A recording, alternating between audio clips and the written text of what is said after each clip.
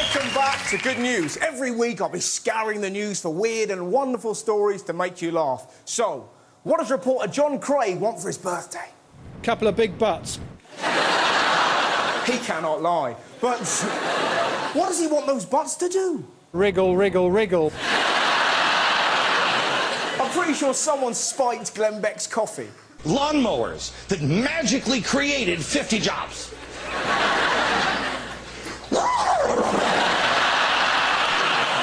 I love it when reporters lose it. Staying and doing nothing is as heinous as doing it all.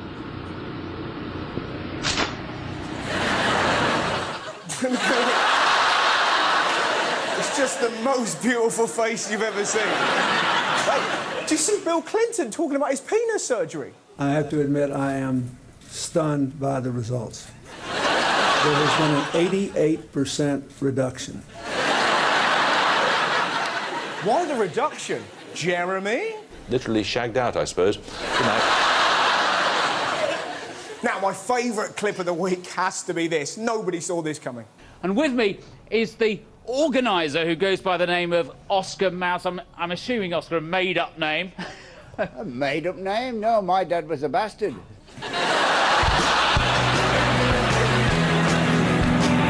So, obviously, the big political story of the year will be the general election. But who to vote for? Everywhere I go, people say the same thing to me. Who are you? You could go for Cameron. If the next election is about, you know, let's not have a posh Prime Minister, I mean, I'm not going to win it. Damn right. Jesus, have you seen his skin? The man is so wrinkle-free. I bet his scrotum looks like Amanda Holden's forehead. God bless the Tories. They genuinely thought this poster would bring success. We disagreed. We took one look at it and we took the piss. There's one of those.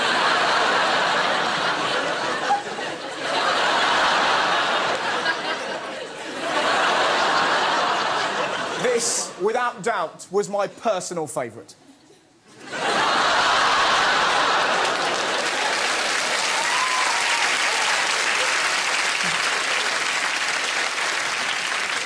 You could go for Gordon Brown. Poor old Gordon, look at that photo. His face looks like Eeyore has had a prolapse. No one's trying to make him smile. Don't, look at that. A smile doesn't belong on his face. It's like seeing Marilyn Manson on a bouncy castle. And he really needs to ease up on using the word good. You got a job today? Yeah. Congratulations. When do you start? We're going to go for my induction next week. Good, good. The following week we start work. Good. What? The garden and cleaning work. Good, good. So, yeah. What made the difference for you?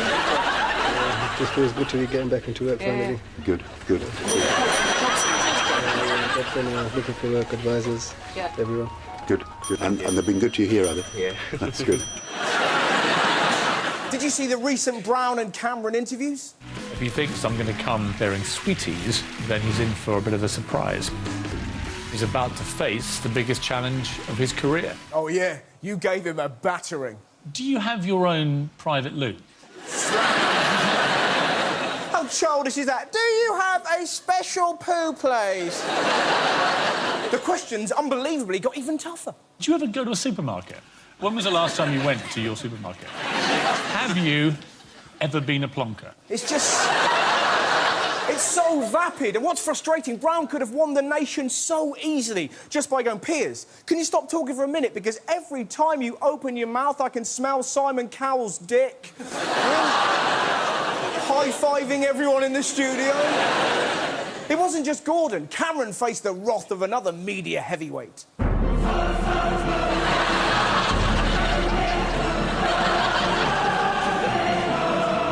It's X Factor or Strictly. Fish and chips or Coronation Street or EastEnders. Would you like a Scotch egg for the face or sausages for fingers? It's just so inane. What's Nick Clegg going to do? Go on Loose Women? How big's your willy? When's the last time you did it? Do you like blondes or brunettes? I'll tell you, he'd win my vote if he went on there with a hammer. But then that's just me. To be honest, I'd vote for any of them that shot this guy. Go compare!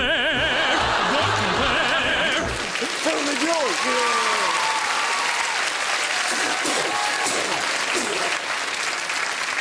or pay a meerkat to do it.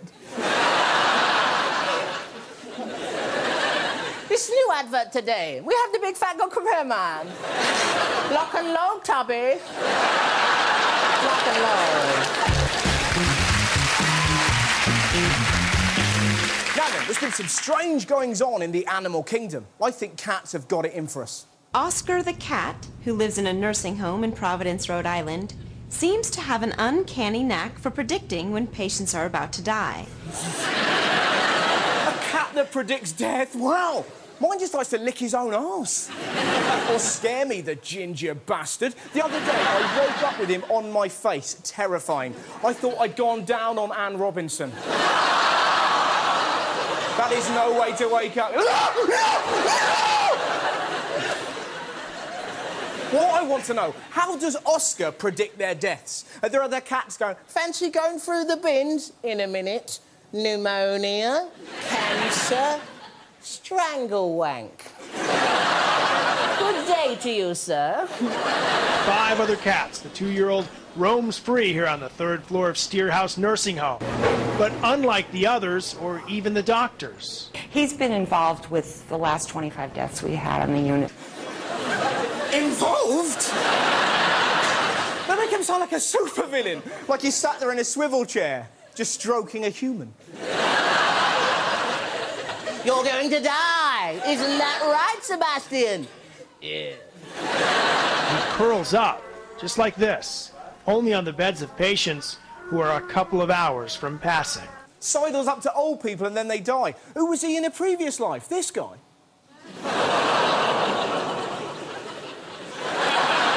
I'll tell you what, you wouldn't want your granddad living there. Imagine the frantic calls. What's wrong, Granddad? I gotta go.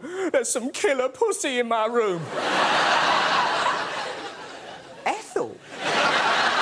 And he will only go and stay with patients that are about to die. He will leave rooms, for example, when patients are not close, even though we might perceive them to be close. Imagine living there. Fucker, fucker, fucker, fucker. I'll be smearing everyone's pyjamas with kitty cat. It isn't just moggies causing mayhem. In Ohio, there have been reports of bears in people's gardens. The black bear was roaming through Tina Marison's backyard. The operator said, "What is your emergency?" And I said, "You're not going to believe this, but they're in my woods here," and she says there's a black bear. The best thing about this story is how they convey the sheer terror of seeing a black bear in your garden. This recreation identifies how witnesses say the bear escaped into the woods. It's unbelievable, isn't it? He can even climb trees. Black bears can be on the ground or can climb in trees. This is so brilliantly shit. Mind you, it isn't just in America that animals have gone wild. Even here in Britain, we're under siege. It sort of jumps up at people and tries to peck them. Chasing people with dogs just been walking along the street. A ghost feel with its beak and its claws. Oh, my God. What kind of beast is this? For weeks now, a rogue pheasant's been terrorising the people of Newsham. Terrorising? What's he doing? Throwing his eggs at him. You looking at my plumage, Bender? So what did it do to you? It just kept coming back at me and pecking at me. I mean, it took a bite out of this leg. He had a knife. He had a knife. He was probably on drugs. Wacky backy. I shouldn't really joke. I saw one in my garden last week.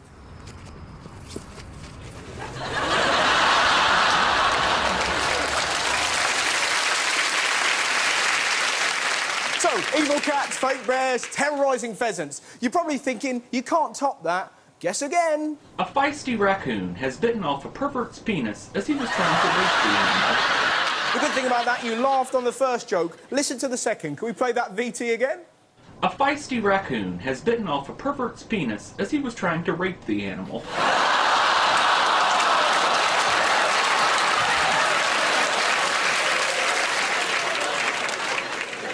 Raccoon rape. I've been pissed in my time. I've been horny. I've never looked at a rodent and thought, I'm going to tap that bitch.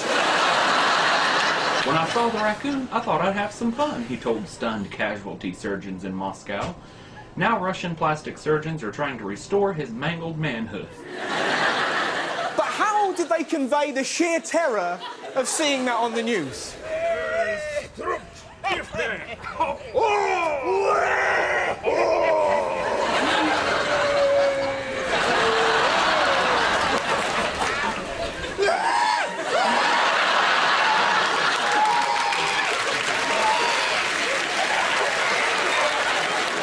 I'll tell you what, wouldn't it be hilarious if he was in the waiting room in Casualty and this programme came on? The raccoons. Come to think of it, his rod probably looks like Cyril Sneer's nose. Bloggers have been outraged. To be honest, I'm with this guy. What kind of people are these friends of his that they would let him rape a poor defenseless raccoon and not even videotape it?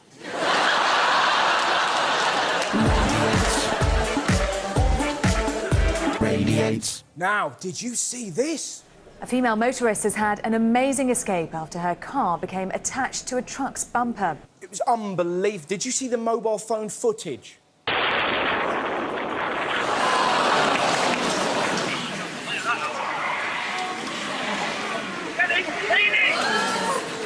It's unbelievable. This is the A1 in Yorkshire. Incredibly, nobody was hurt. Even more incredibly, I've actually got footage from inside the lorry.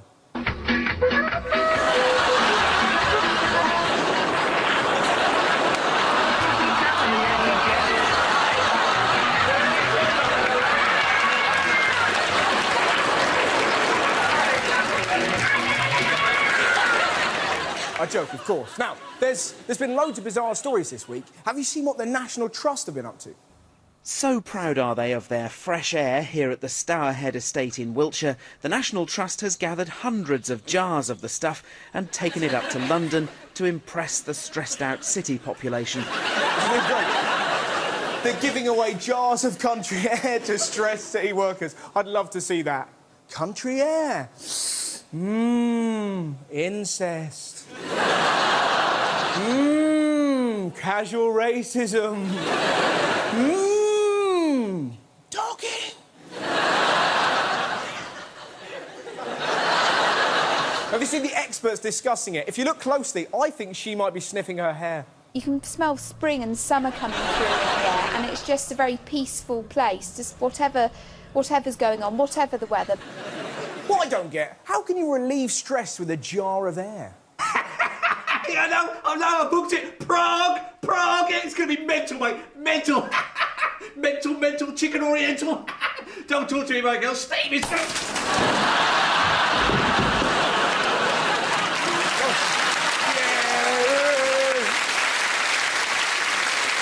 Now, this guy's had a belter of a week. Bus driver Kevin Halstead isn't picking up passengers today, but he is picking up a cheque for £2.3 million after winning the lottery. Yep, this is the incredible story reported in The Sun that driver wins £2 million 24 hours after divorce. Yeah, exactly. Have you seen what his plans are? Kevin's determined not to let the money change him. After taking a couple of weeks off, he'll be back driving his bus on the 125 from Preston to Bolton. Not going to change him. Bollocks. Imagine him driving that bus. The wheels on the bus go wherever they want, wherever they want. The wheels on the bus go wherever they want. I'm a millionaire.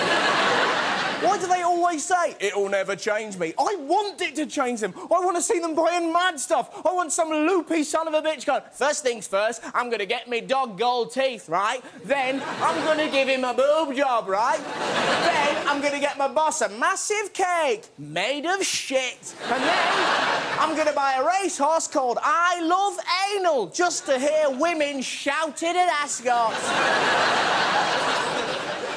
That's what we want, nutters!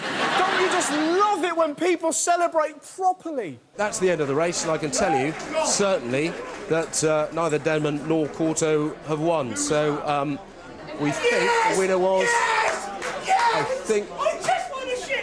Somebody very happy behind us there. Apologies if you managed to pick up on that. A local person who didn't back the two favourites went against the Brady's. I'm obviously extremely happy here. This chap was the man that we just spoke to.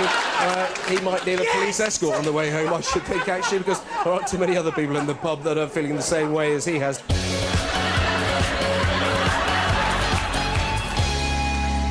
Lots of bizarre education stories about. Did you see this school in Australia? A Sydney primary school has found itself at the hub of one of the city's most densely packed red light districts. It's surrounded by a dozen brothels and sex shops, and the education department admits there's little it can do. Incredible! I thought the kids will never forget the day they lost their virginity. They'll have a receipt. Sex shops outside of school. What do we have outside ours? Imagine the school trips, just them in assembly. We went to Tina's Tit Pit and we saw all sorts of clunge. My favourite person was a lady called Destiny, but I am not sure she understood the rules of ping pong.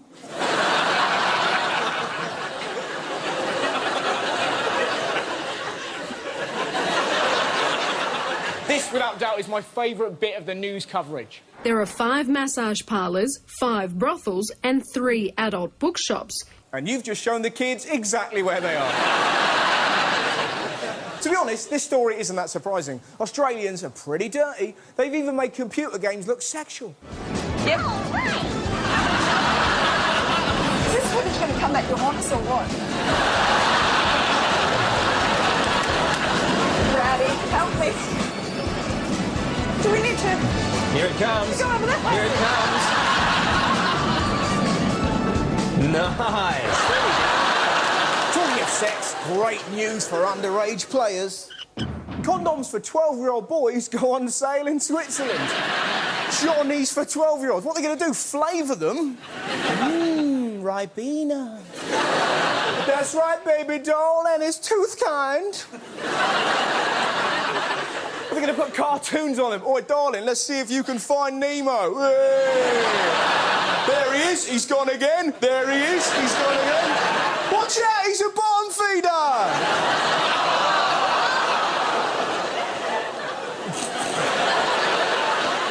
Going to buy them anyway? Ask an adult. It's going to be a brave man that struts into a shop and goes, "A packet of your finest child-sized condoms, please. I've got a horny 12-year-old outside and he's ready to go."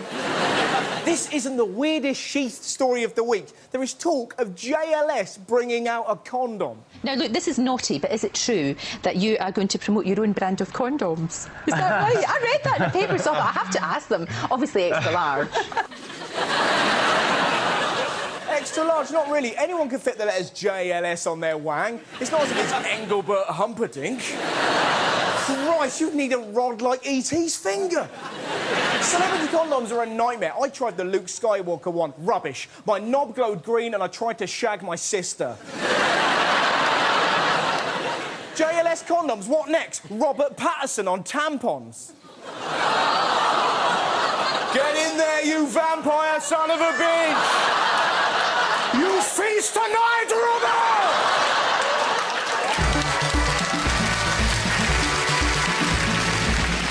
Now, strange news from Italy. Reverend Gabriele Amorth made headlines around the world recently when he said the devil was present in the Vatican. Satan living in the Vatican? I wonder how they're going to show that on the news.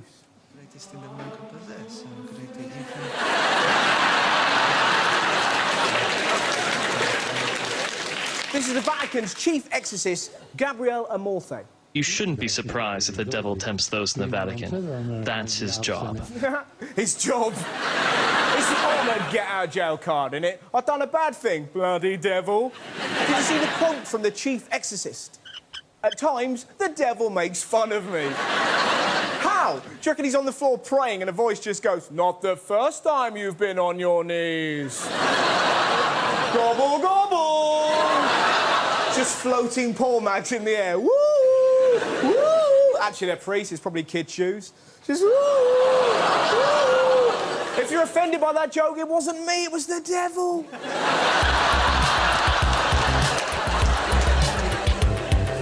Now, sometimes it's hard to know what's going on in a baby's head. Are they bored? Are they surprised? I was sat down, I'm now on the wall next to Fred. Or are they just angry? Well, worry no more, because the iPhone has come up trumps. It's called the Cry Translator. It's pretty simple to use. When your baby begins to cry, you open the application, you hold it near your baby. Press start on the application, it will immediately begin to analyze your baby's cry. Do we really want to know what babies are thinking? They haven't developed any social skills. What if they're really rude? The kid goes, "Wah!" that, the iPhone goes, "Oi! Tits! Here! Now!" You heard me, floppers out! Yes, Dad, problem? Jog on, where do you think you're going, Jugs? That's what I'm talking about!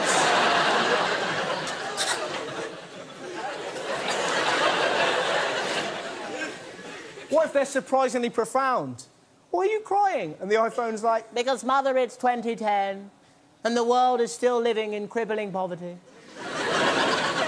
And I've soiled myself. Maybe the translator isn't a good idea. That said, I would love to know what these babies were thinking. What a party I am having. Oh, my God. Oh, no, don't. Oh, God. Mother, a taxi. We are leaving. Where in the hell is this crazy white woman taking my ass? She got veins on her arm like a goddamn crack whore. I think the Cry Translator will be popular, but it's not my favourite baby app, not by a long shot. Now, you think the baby translator is strange? Look at this invention from Sweden. Clothes that play music when touched. You're probably thinking, great idea, I'm a walking disco. Wrong. What if you're walking past a kid's playground and suddenly...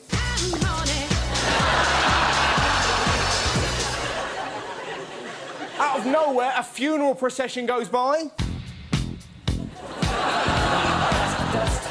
A bloke walks past with a guide dog. I can see clearly. You're outside a shelter for abused wives. What a day. What a fucking day. Now, the biggest story in sport at the moment is definitely this. Superstar soccer player David Beckham has suffered a serious Achilles injury in AC Milan's 1-0 win over Chievo. Can you just describe to us what you saw happening? Beckham's Achilles tendon snapped. Ouch. 弱角筋断裂可进行手术 but he won't recover in time to play in South Africa. There's been worldwide hysteria, but every man in Britain went, "Oh, thank God it wasn't Rooney." Watching Rooney at the minute is a bit like watching Bambi walk across a minefield, isn't it? Yeah. Don't get hurt, Wayne, don't get hurt. Oh, he's made it. Beckham won't be playing, but all's not lost. Now, he might be out injured, but David Beckham could be going to the World Cup after all. The England coach Fabio Capello has asked the former captain to travel with the squad to South Africa. Not playing and still going all that way. Surely he'll get bored, just sat in the dugout. Oi, Fabio. Fabio. Fabio. You know that an anagram of Nelson Mandela is send melon anal.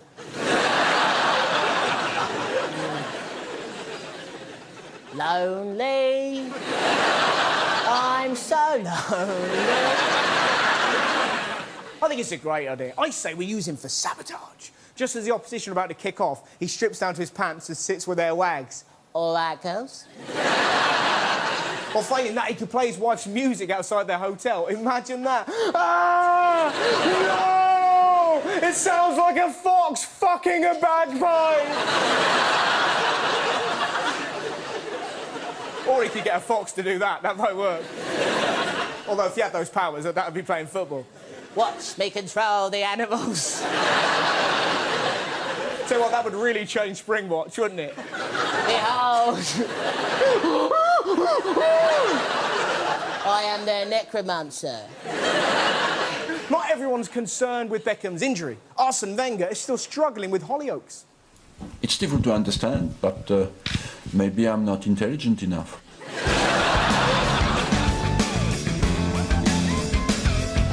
Did you hear that massive cheer across the country last week?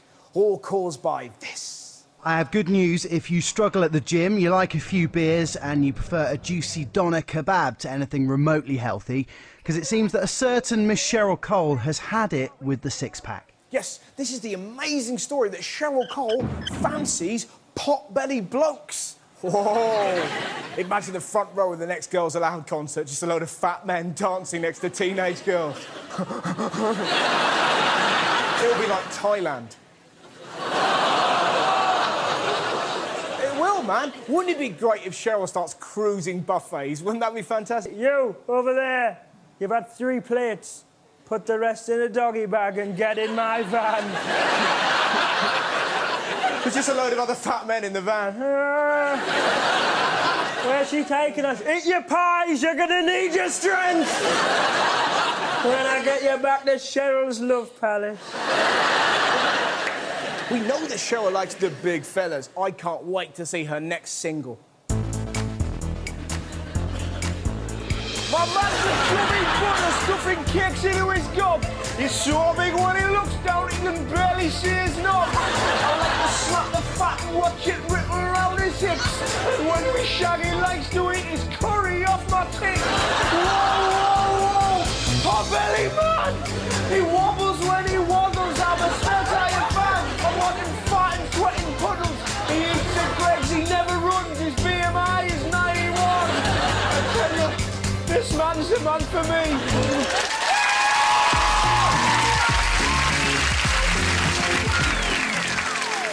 Now, if you've never seen Good News before, what I like to do, I take the piss, and then at the end of the show, I like to show you a story that makes you feel better about the world. And here it is. When Finlay Lomax suffered a stroke after his premature birth, doctors feared he faced the rest of his life in a wheelchair.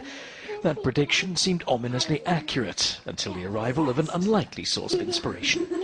Ming Ming the duck is getting the credit for inspiring Finlay to take his first steps at the age of 4. Finlay's mum says she'd almost given up hope until the baby bird landed in their lives with a damaged leg of his own. Where Ming Ming came into our lives with a splayed leg and needed his own little cast in, like Finlay usually has his cast on, Finlay's kind of able to see himself in the duck, and I've used the information that the physios have given me on Finlay on the duck, so Finlay's seen it as like a third person rather than being that person. Now Finlay's on the move and confounding the doctors who said he'd never stand on his own 2 feet. Ming Ming the duck's earned the affection of his newfound family and a comfy home of his own. Properly wonderful, isn't it? There you go. Hope you enjoyed the show. It's been an absolute pleasure. See ya.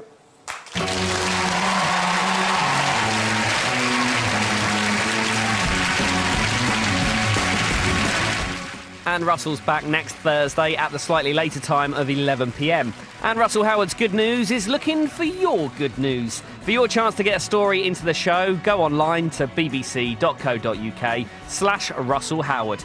You might even get your name in the credits. And if you want to see that episode again, but with more stand-up, Good News Extra is Saturday night at 11:35.